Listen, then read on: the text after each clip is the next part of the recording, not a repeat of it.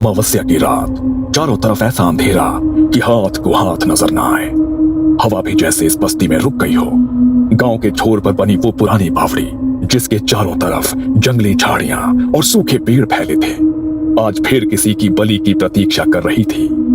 गहराती रात में गांव के दो आदमी एक बेहोश इंसान को खींचते हुए उस बावड़ी की ओर बढ़ रहे थे। उनके चेहरे पर डर और विवशता दोनों साफ झलक रहे थे। ध्यान से, जरा भी आवाज मत करना।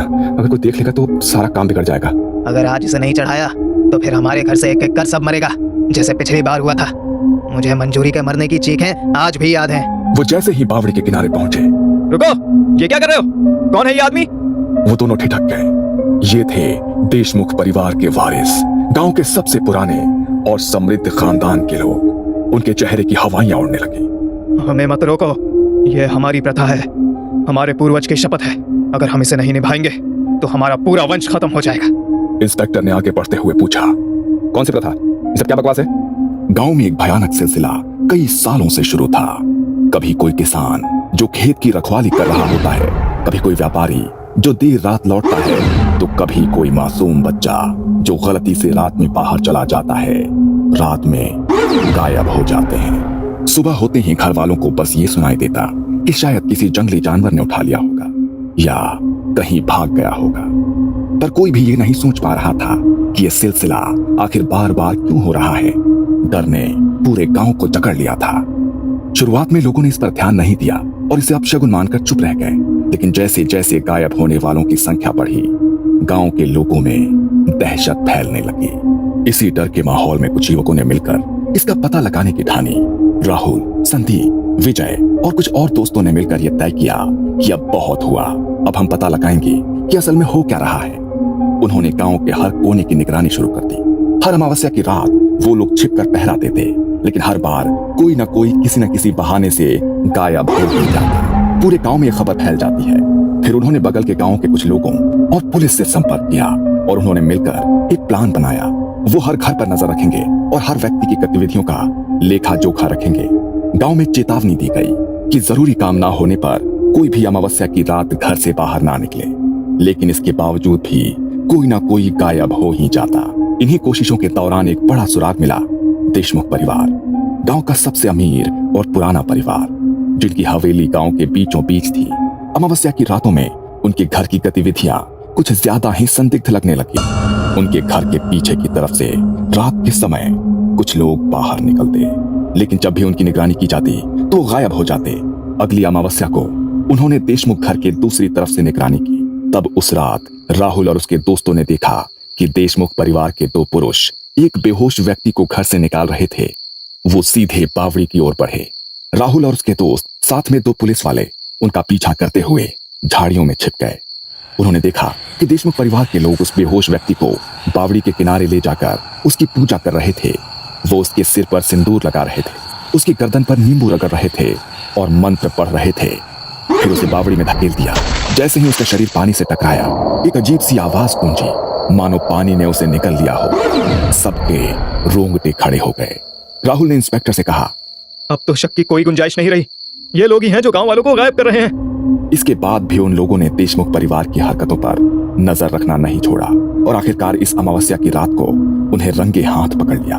तो बताओ, कौन सी प्रथा के बारे में बात कर रहे हो? देशमुख ने सिर झुकाया, मानो अब सब कुछ कबूल किए बिना उसके पास कोई रास्ता नहीं था। उसने कांपती आवाज में कहना शुरू किया, ये बावड़ी हमारे पूर्वजों ने बनवाई थी। उस वक्त ये सिर्फ एक पानी का कुआं था, लेकिन इसकी निगरानी हमारे परिवार की जिम्मेदारी थी। गांव के लोग तभी पानी भर सकते थे जब हमारे घर से इजाजत मिलती थी। ये नियम हमारे ही पूर्वजों ने बनाए थे और सबको मानना पड़ता था। गांव वाले चुप थे, सन्नाटा फैल गया था। फिर एक दिन एक साधु गांव में आया। तपती दोपहरी में वो प्यासी हालत में सीधे इस बावड़ी के पास आया और बिना पूछे पानी भरने लगा। देशमुख ने एक पल को रुककर गहरी सांस ली। उस समय हमारे पूर्वजों ने उसे पकड़कर धक्का दिया, उसे भला बुरा कहा, अपमानित किया। उस साधु ने हाथ जोड़कर कहा, मुझे बस 2 घूंट पानी पीने दो और फिर मैं अपने रास्ते चला जाऊंगा। इससे आपके कुएं का पानी कम नहीं होगा। ब्राह्मण को पानी पिलाने से आपको पुण्य मिलेगा। पर उसकी बातों पर किसी ने ध्यान नहीं दिया और उसे धकेल दिया। वो साधु जाने से पहले बस इतना कह गया, तुम्हारा ये कुआं कभी पानी नहीं मांगेगा, ये खून मांगेगा, और अगर इसे खून ना मिले तो ये तुम्हारे खून का प्यासा हो जाएगा। गांव वालों में खुसुर फुसुर होने लगी। पहले तो किसी ने उस साधु की बात को गंभीरता से नहीं लिया, लेकिन उसके कुछ ही महीनों बाद हमारे घर में मुसीबतों का पहाड़ टूट पड़ा। खेत सूखने लगे, व्यापार ठंडा पड़ गया और भुखमरी तक की नौबत आ गई। राहुल ने भौहें चढ़ाकर पूछा। फिर तब हमारे पूर्वजों ने उस बावड़ी में अमावस्या की रात एक गरीब किसान को पकड़कर पहली बार बलि चढ़ाई।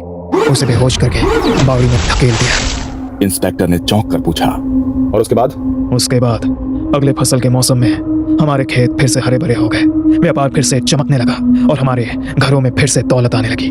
फिर क्या, उसी दिन से हर पीढ़ी, हर अमावस्या इस बावड़ी को खून से सींचती रही है। यह सुनकर गांव के लोग दंग रह गए। मतलब गांव से जो लोग अमावस्या को गायब होते रहे, वो सब तुम लोग? हाँ, हम ही। अगर ऐसा ना करते तो हमारे घर के लोग, हमारे बच्चे भूखे मर जाते, जैसे पिछली बार हुआ। हाँ? क्या हुआ था पिछली बार? कुछ महीनों पहले गांव के लोग डर के मारे अमावस्या की रात बाहर निकलना छोड़ चुके थे। हम किसी को पकड़ नहीं पाए। उस रात हमारे घर में मंजूरी, हमारी बहू, बिना किसी वजह के तड़प तड़प कर मर गई। और आज ये कौन है जिसे तुम लेकर जा रहे थे? देशमुख ने गहरी नजरों से उन्हें देखा। ये रामलाल हमारे घर का बूढ़ा नौकर है। बचपन से हमारे साथ है, कई पीढ़ियों से हमारे घर की सेवा करता रहा है। जब गांव वालों ने घर से बाहर निकलना बंद कर दिया तो हमें अपने ही घर से अपनी ही सेवा करने वाले आदमी को चुनना पड़ा। अच्छा, तो तुमने अपने ही घर के बूढ़े नौकर को मारने का फैसला कर लिया, सिर्फ इस बावड़ी को खुश करने के लिए? अगर नहीं करते तो हमारे घर में कोई और मरता। हमारे बच्चे, हमारी औरतें जो अब भी हमारे साथ हैं, शायद वो नहीं बचते। गांव वालों ने एक दूसरे की ओर डरी हुई नजरों से देखा। उस रात हवा में एक डरावनी सिहरन फैल चुकी थी। उनकी बातें सुनकर सभी लोग चिढ़ गए और वो देशमुख परिवार पर अपना गुस्सा उतारना चाहते थे, लेकिन पुलिस ने उन्हें हिरासत में ले लिया और उन पर गांव के लोगों को गायब करने और उनकी हत्या के आरोप लगाए। पर अगले ही दिन से घटनाएं और भी खौफनाक हो गईं। देशमुख परिवार के सभी पुरुष जेल में रहस्यमयी हालत में मारे गए। किसी का गला खुद ही कट गया, किसी की आंखों से खून बहा और किसी ने बिना वजह दिल का दौरा पड़ने से दम तोड़ दिया। उनके घर की औरतों ने जो खाना पकाया वो कुछ ही समय में सड़ जाता और उनके घरों में भूखमरी छा गई। बच्चों की तबीयत बिगड़ने लगी और एक एक करके सारे परिवार के सदस्य अजीब और दर्दनाक मौतें मरने लगे। देशमुख का पूरा परिवार कुछ ही दिनों में खत्म हो गया और उनका घर अब वीराना हो गया। लेकिन इससे भी डरावना वो था जो उनके खिलाफ खड़े होने वाले गांव के लोगों के साथ हुआ।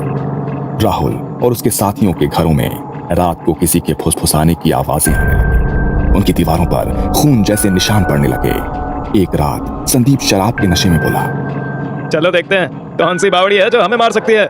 उसकी बातें सुनकर सारे दोस्त डर गए। तुम लोग डरते रहो, मैं अकेला जाता हूँ और देखता हूँ। राहुल और दोस्तों ने उसे रोका, लेकिन संदीप जिद पकड़कर अकेला ही बावड़ी की तरफ चला गया। अगली सुबह बावड़ी के किनारे संदीप के कपड़े मिले, सलीके से तह किए हुए, जैसे किसी ने उन्हें ध्यान से रखा। लेकिन संदीप का कहीं कोई निशान नहीं था। अब डर पूरे गांव में फैल चुका था। राहुल और इंस्पेक्टर ने गांव के समझदार लोगों के साथ मिलकर तय किया कि ये सिर्फ देशमुख परिवार की बात नहीं है, ये बावड़ी अब खुद एक जीवित अभिशाप बन चुकी है। उन्होंने तांत्रिक बाबा त्रयंबक को बुलाया। उनके बारे में कहा जाता था कि उन्होंने कई ऐसे शापित स्थानों को शांत किया है। जब बाबा त्रयंबक गांव में पहुंचे तो पूरे गांव को चौक में इकट्ठा किया। इस बावड़ी की प्यास अब सिर्फ बलि से नहीं बुझेगी, ये अब खुद एक जीवित शक्ति बन चुकी है और इसे अगर नहीं रोका गया तो ये पूरे गांव को निकल जाएगी। गांव के लोग इकट्ठा होते हैं। बावड़ी के चारों ओर टिमटिमाती मिसालों की रोशनी है। तांत्रिक बाबा त्रयंबक हवन सामग्री के साथ जमीन पर बैठते हैं। गांव वाले मौन खड़े रहते हैं।